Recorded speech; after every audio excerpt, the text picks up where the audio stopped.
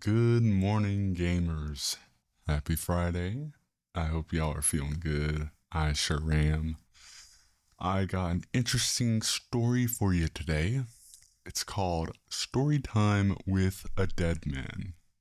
It is about Anand's time working for Jeffrey Epstein, in case you haven't heard this before. Now, before we get into this, I gotta give a disclaimer, which is this story is pretty graphic. There are a lot of different triggers, drugs, bodily fluids, murder, rape, etc.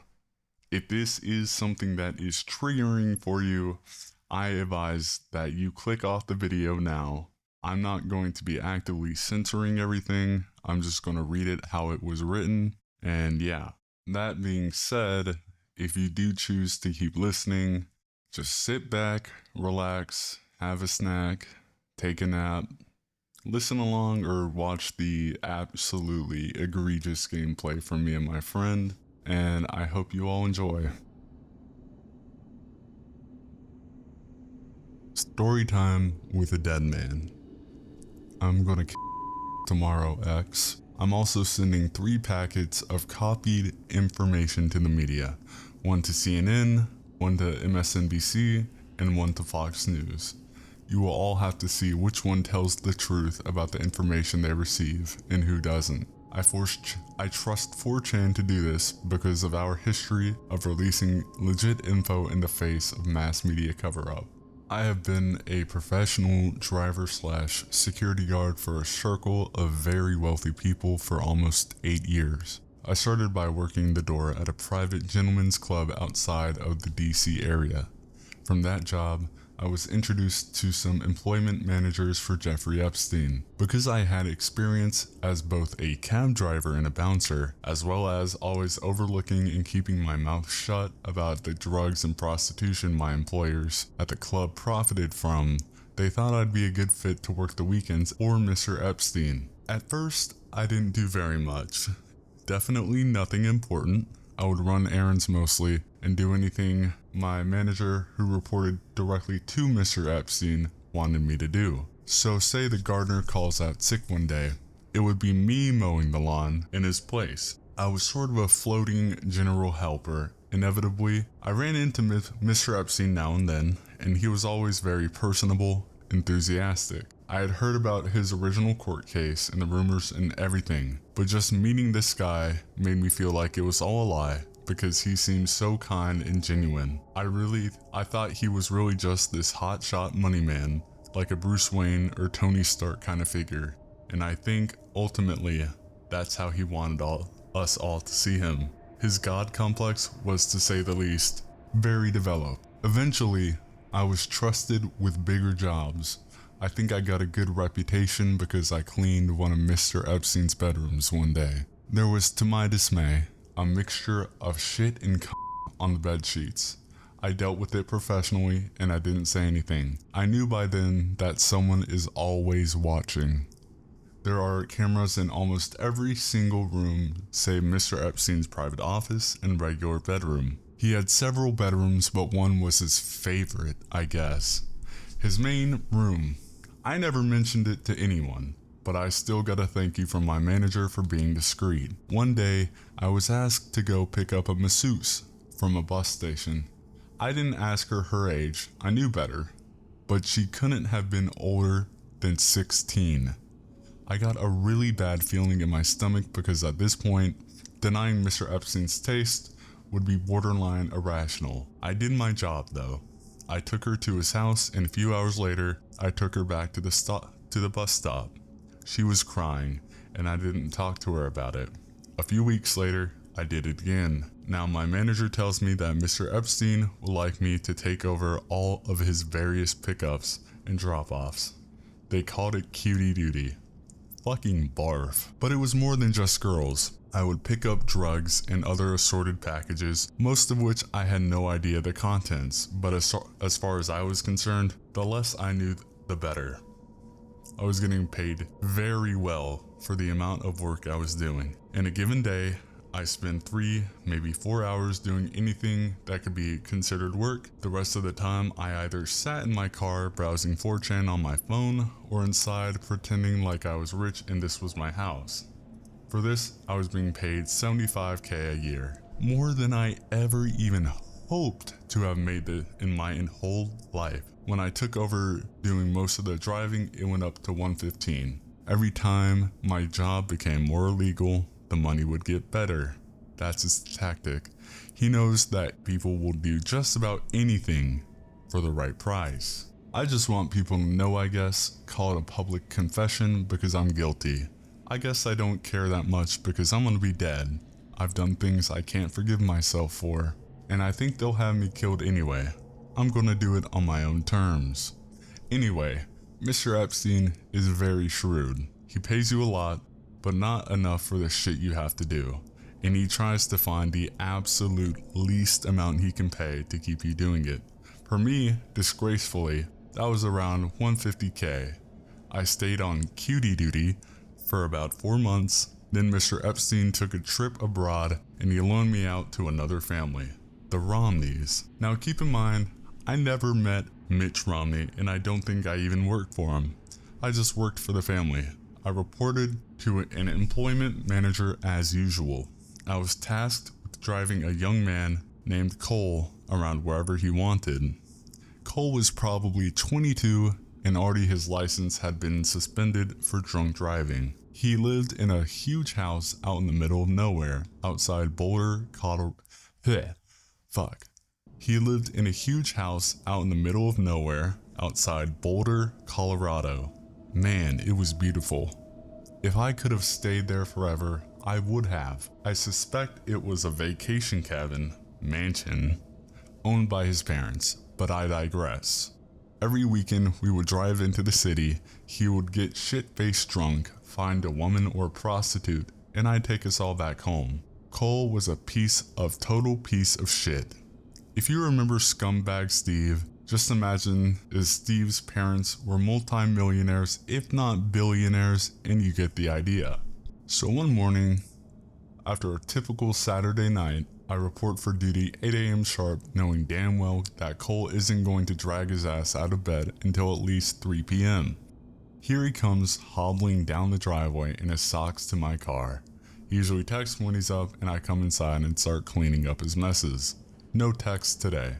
He comes over to the car as I'm stepping out. He says, hey buddy, we kinda got a problem, but it's not that big of a deal. Okay, what? Let's see it. We go inside, upstairs to his bedroom. His girl from last night is laying face up and her mouth open is pooled with vomit. She is most definitely dead.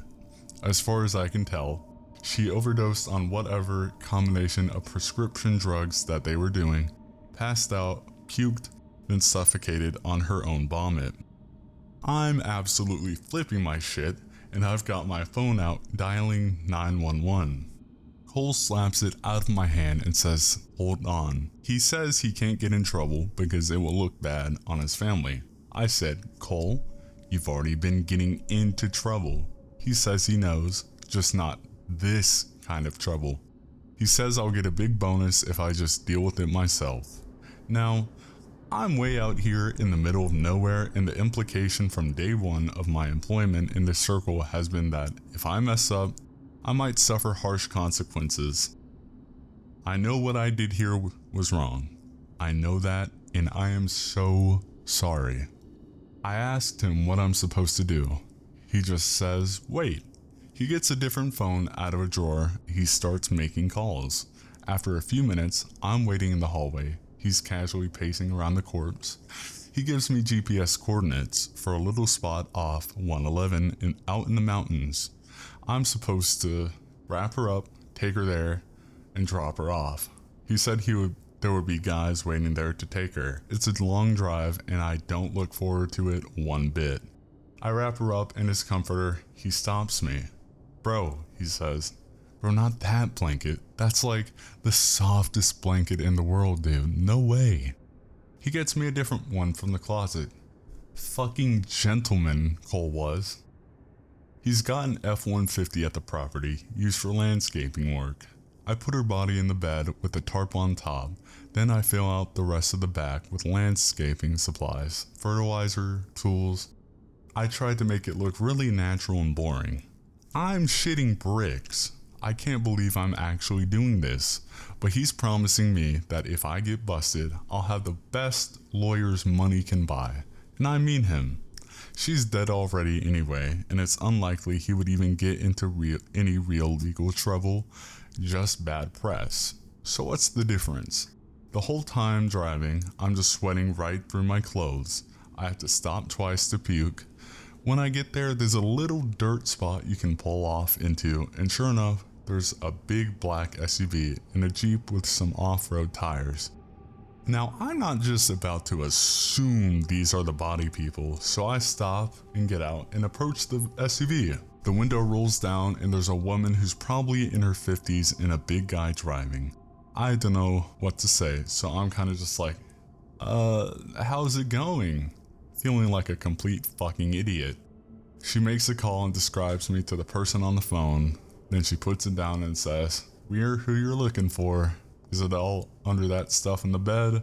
I say, "Yeah, do you need help?" She says, "No, take a break." So I walk into the trees a little bit and smoke a cigarette or two. They got her out and put her in the Jeep within about 5 minutes. The woman tells me to wait 15 minutes before I leave, then they pull out and drive away. The Jeep drives further into the woods. I wait maybe 7 minutes and leave. I got a text later telling me not to ever leave early again. It was from a blocked number. So when I get back to the house, Cole is sitting at the kitchen table eating a massive bowl of Fruit Loops and with a big serving spoon watching Love and Hip Hop. This man is like a child, and he hasn't even gotten dressed yet. He asked me to wash his blankets and sheets, so I do it. We got really drunk that night, and Cole tells me this has happened twice before and it's always fine.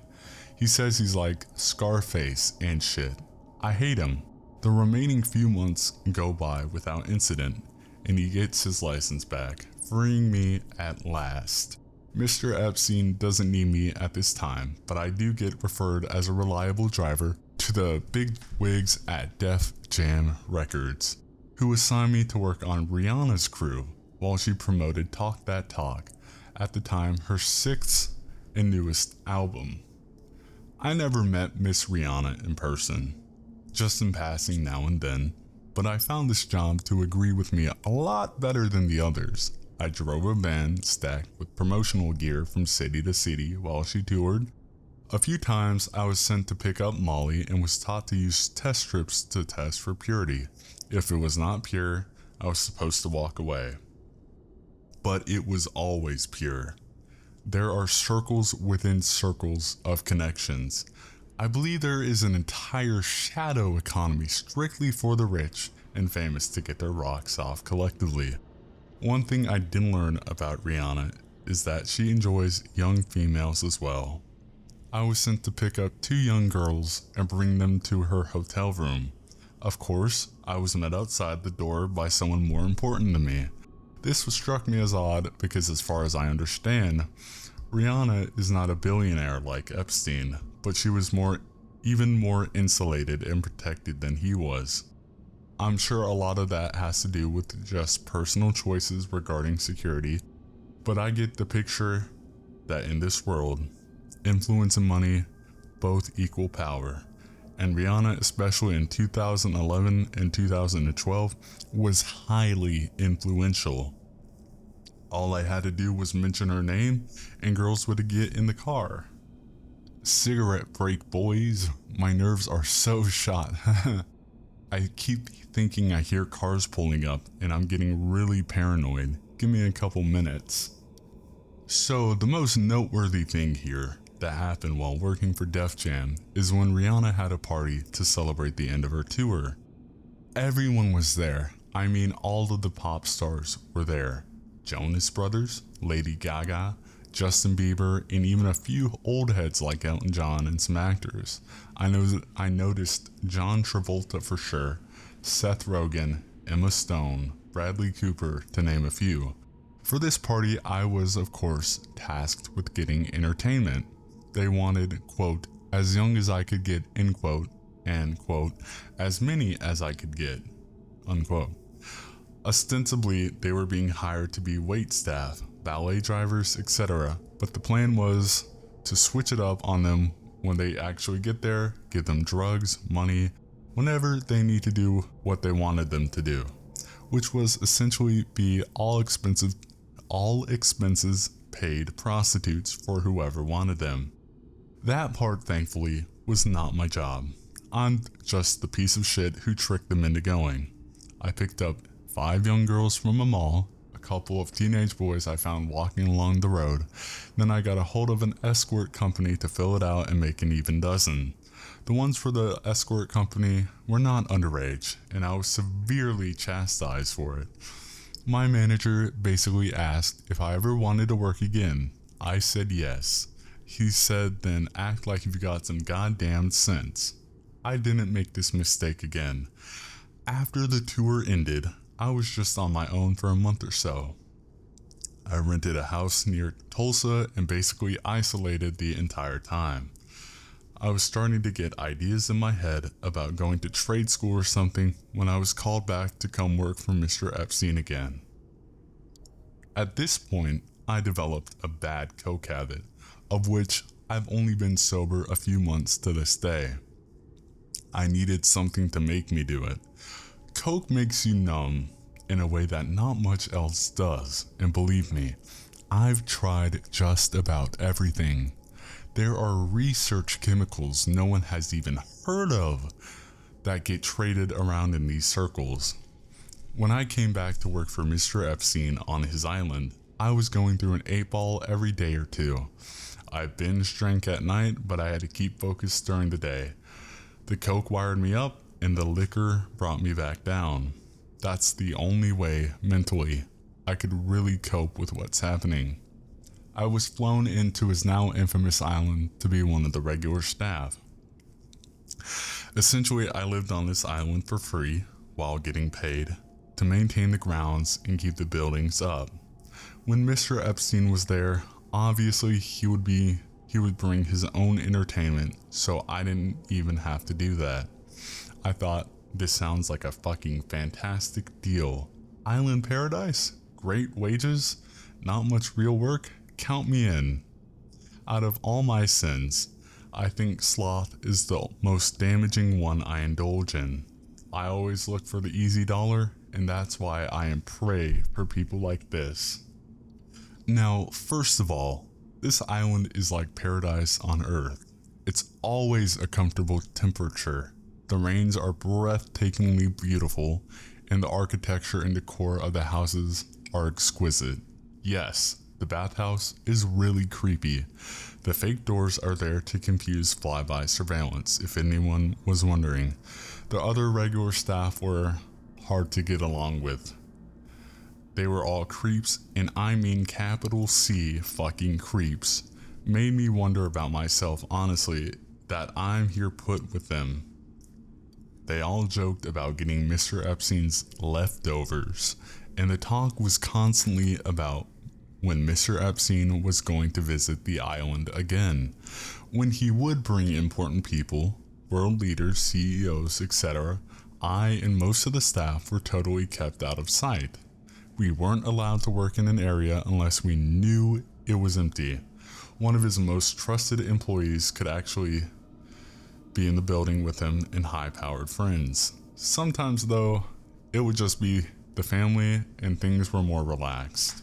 I passed by his office once carrying some garbage. When he beckoned me inside, he asked me my name and I told him. He offered me a seat. I took it. You don't get far in this business saying no. He began to talk to me. He looked really stressed. He asked me how anything that feels good could be bad. He had a big painting of Oscar Wilde and considered him a personal hero. He began to explain hedonism to me and asked if I understood. Of course, I said. Who doesn't like fun? Lots of people, he said. Lots of people. Then he let me go about my duties. I fucked up really bad one evening and entered one of the maintenance sheds to return some tools I had been using, and saw the sweaty, pale back of a large man, hunched over and thrusting. He had a tattoo of Nixon on his back, and he was wearing a bull's head mask. He was fucking one of the regular staff members' mouth. He turns to me, I'm just standing in shock, and says quite angrily, "Do you mind?" And I slam the door shut. As I'm closing the door, I get a glimpse of my coworker's face, and he is crying. I googled Nixon back tattoo and realized that man was Roger Stone, who I never even heard of up to that point. I knew I was in deep shit. The next day and for 2 weeks later, I got all the worst jobs. Trash pickup, cleaning toilets, scrubbing his boats. It fucking sucked, but I kept my mouth shut anyway. As far as I understood, my pay had not been cut whatsoever. I'll do the shitty jobs where I'm by myself because at least, hey, I'm by myself. That was fine with me. OP, if this isn't a LARP, then I have to tell you, I wish you the best, and honestly, you did a lot of bad shit, and I hope you recover since you seem like a good guy.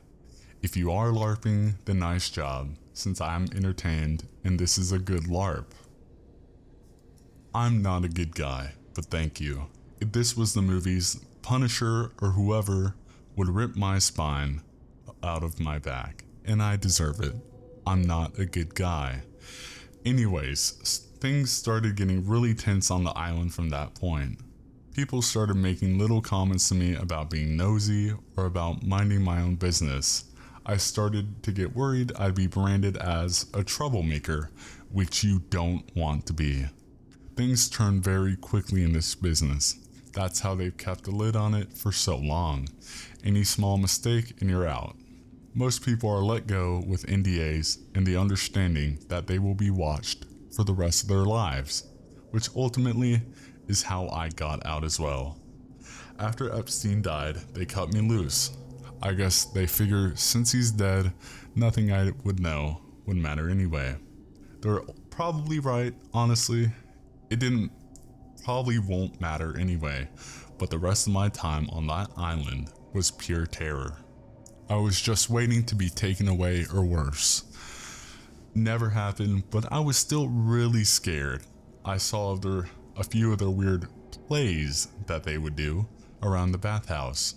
Mr. Epstein had a little portable stage he would get set up. He would wear the bullhead I saw Stone wearing and give a big speech about what he called freedom. He would say this island is the only free place in the whole world, where everyone on it can do whatever they want. Bullshit. Not your employees, not the children you bring here. Total bullshit. Everyone would cheer. They'd get up and do sort of a conga line with tiki torches, really cringy old people, really cringy old rich people shit, and go into the bathhouse.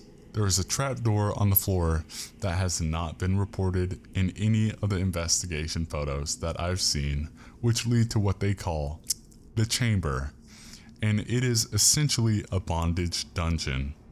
I don't know what all happened in there, and I never want to know. I stayed away, as far away from that bathhouse as I could. This is OP replying to someone asking about Roger Stone. He says, I mean large as in wide. He is a brick of a man, pick related. In the supply shed, he was taking up basically the entire doorway. So anyway, I eventually got my reputation back for the most part into good graces, and I was working in the main houses again. One time I was helping in the kitchen. I don't know if the chef was fucking with me. I hope so, but he was separating what looked to me like the torso of a very young skinned pig. It had been roasted and he was chopping it into quarters, the ribs to be served that evening and the rest broken down for soups and casseroles. I said jokingly that it looked like a little kid. He just gave me this awful dead eye look for a second and said, watch it. I worked on that island for about a year.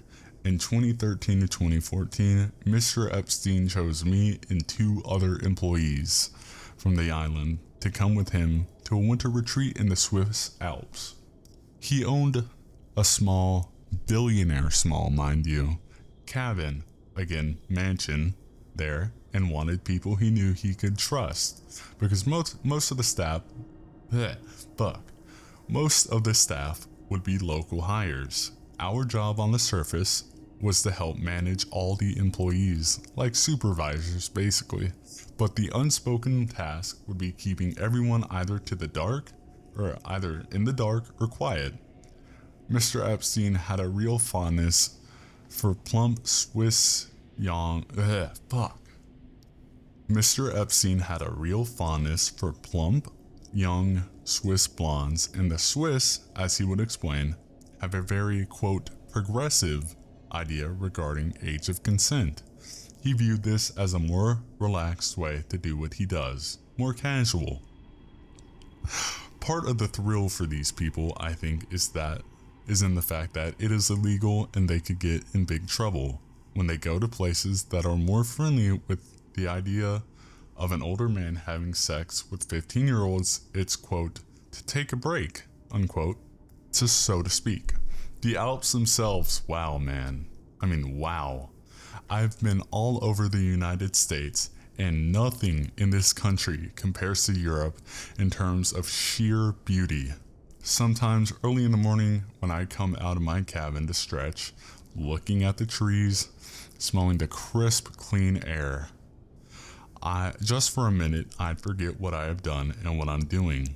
When it came back to me, I'd have to fight back tears.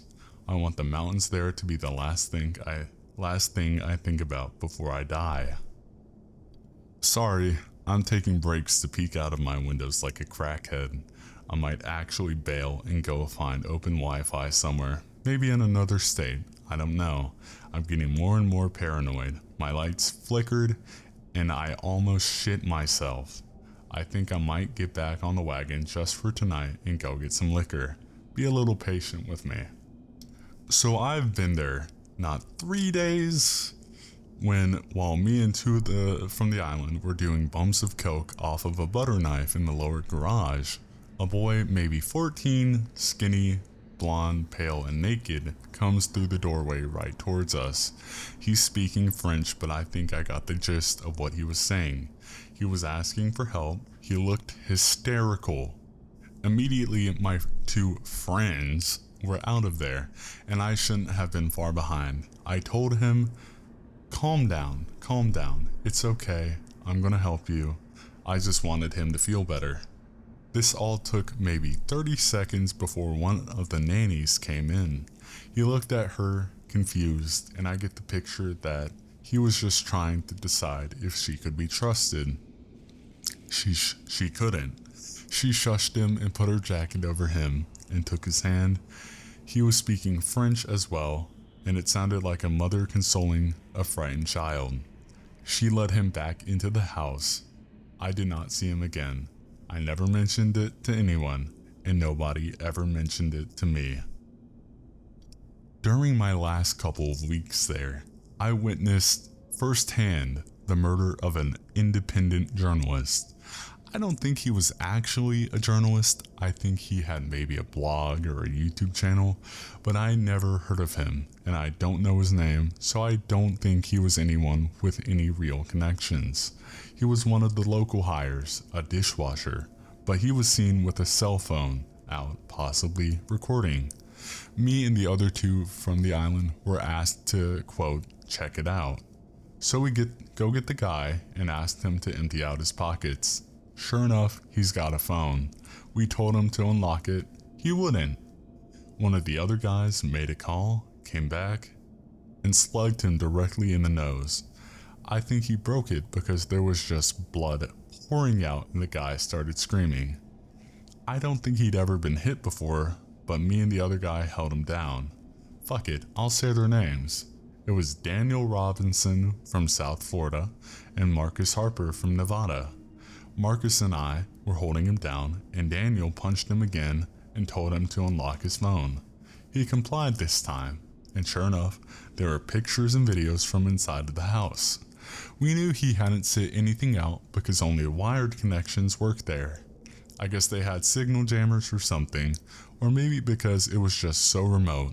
I don't know. Anyway, Daniel makes another call and tells us to take him outside into the woods. I think we're just gonna threaten him and make him sign an NDA, but Daniel took his belt off and strangled him to death. We had to put his body up in an outbuilding because the ground was frozen. We put him through a wood chipper, then burned everything to ash. There were bits of charred bone left over when I swept it all into a trash bag and threw it out with the regular garbage. This, above anything else, I feel the most guilty for. After that, if I wasn't in before, I was definitely in now. Me, Marcus, and Daniel, the three fucking stooges from hell. Daniel had been in the military, and I think he had a few screws loose because he was always had a bad temper. He became the go-to guy for the really dirty shit. I started working for Mr. Epstein directly after this. He would confide in me sometimes, when he was very high, about how nothing really makes him feel good enough. He told me once that he hasn't felt happy in years. I wish I had the stones to tell him that this life he is living is only bringing him down. For a brief moment, I felt empathy for this man. I think too was a part of his game though. I don't think he has ever had a genuine single feeling in his life outside of sexual gratitude. He never mentioned the journalist to me. It was like it never happened, but we both knew that was the reason I was now working directly for him. Listen, I think I've said about all I care to right now. I'm gonna go get a bottle of something before all the stores close. If this thread is still here in a few hours, I'll answer some questions and tell some more stories. Alrighty boys, I'm back. I'm also on my way to a really mean drunk. Ask me questions. Some other 4chan Anon asks, my question here is about the shadow economy. Also, did you feel Epstein was in some way? I'm intrigued by how you describe his crisis of how something that feels so good can be wrong. Elaborate on what you really feel goes inside these people's heads. Are they infantile? Also interested in hearing more about weird drugs. OP's response was, I don't think he was at all. He was whip smart. I just don't think he had any emotional intelligence maybe. I think he was hollow inside, for the most part. Someone else asks, you ever see some occult stuff on the island? Robes, pentagrams, rituals, that kind of shit? OP responds, they call them plays in theater, but from my eyes, yeah. I would say the speeches and stuff that I saw looked a lot like rituals. The bull's head mask was scary. I mean, it was a rubber mask for sure, but whoever spoke would wear it all night. After they would come up out of the chamber, the masked person would roam the island all night, and it was generally understood that you are to avoid them at all costs. When they wear the mask, they're like animals. They just wander around from one carnal satisfaction to the next. Food, sex, sometimes violence, whatever. And they could do whatever they want. If they came to you and told you to suck their dick or whatever, you have to do it. It never happened to me, thankfully, but I made sure on those nights to stay out of sight. And with that was OP's final confirmed post. And what's kind of interesting, right, is about 8 hours later, Ghislaine Maxwell was arrested. So, think of that how you will. Alrighty, that is it for the story. Very interesting look into that perspective, given all the news about the files and stuff like that. Tune back into next week's video. Anon tells his love story. Very heartbreaking, very tragic, but definitely one of the greatest green texts of all time. Anyway, I hope you gave it a good listen. I hope you enjoyed. Like the video, subscribe for more, and have a blessed day. Ciao.